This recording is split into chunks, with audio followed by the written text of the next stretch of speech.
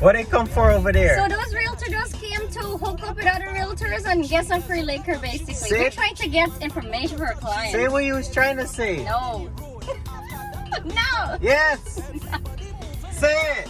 What did I say? You said them this control only come for get drink and get link up. Free liquor. No.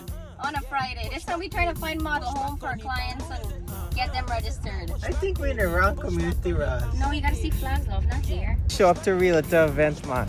Yep, we're here for our clients. Look, they're putting me in a tent. Down parking lot, No them put houses we yet. Raz. Trying to scope out the area for our clients. You got any info?